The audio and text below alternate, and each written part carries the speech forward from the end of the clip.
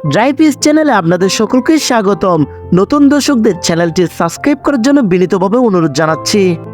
বিশ্বকাপের আগে দুর্লভ আমেরিকার হাতে সিরিজ হেরেছে বাংলাদেশ। যেন আমেরিকার হাতেই বাঘ শিকার, লজ্জাজনক এক হার। যুক্তি এবং অজুহাত দিতে গেলে বলা যায় চরম দুঃসময় চলছে বাংলাদেশ ক্রিকেটের। তাই সকলের কাছে দোয়া চাই। কিন্তু এভাবে একের পর এক যুক্তি আর অজুহাত দিয়ে আর কদিন বা বাঁচা যাবে? দিন শেষে মন খারাপ নিয়ে ঘুমাতে হয় বাংলাদেশ ক্রিকেটের আবেগী ভক্তদের। একটি লজ্জার বিষয় হচ্ছে 10 ধাপ পিছিয়ে থাকা আমেরিকার কাছে সিরিজের হার।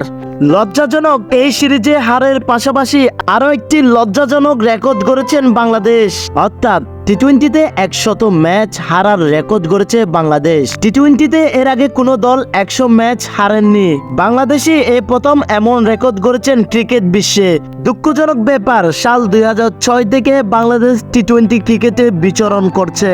প্রায় 18 বছর ধরে খেলেও ক্রিকেটের সবচেয়ে জনপ্রিয় ফরম্যাট টি-20 এখনো আনতে পারলেন না নিজেদের আয়ত্তে, যার প্রমাণস্বরূপ 10 ধাপ পিছিয়ে থাকা আমেরিকার কাছে এই ম্যাচ হার। বিশ্বকাপকে ঘিরে বাংলাদেশকে নিয়ে অনেক আশা ভরসা করে এদেশের আবেগী ভক্তরা। দিন শেষে চোখের পানি ছাড়া তারা আর কিছুই পায় না। সুযোগ সুবিধার দিক বিবেচনা করলে বাংলাদেশ ক্রিকেট প্লেয়াররা কোনো দিকেই পিছিয়ে নয়, কিন্তু পারফরমেন্সের দিক দিয়ে তারা এত পিছিয়ে কেন? এই প্রশ্নের উত্তর কি তাদের কাছে পাওয়া যাবে? আমার মনে হয় না পাওয়া যাবে, শুধু অজুহাত ছাড়া। অবশ্য ভালো মেধাবী খেলোয়াড়দেরকে মূল্যায়ন না করে ক্রিকেটকে নিয়ে রাজনীতি করলে এমনটা তো হওয়ারই কথা।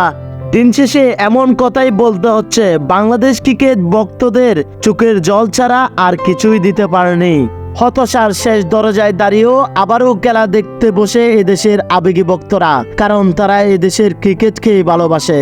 তাদের একটি লক্ষ্য, একদিন বিশ্বকাপ জিতবে বাংলাদেশ।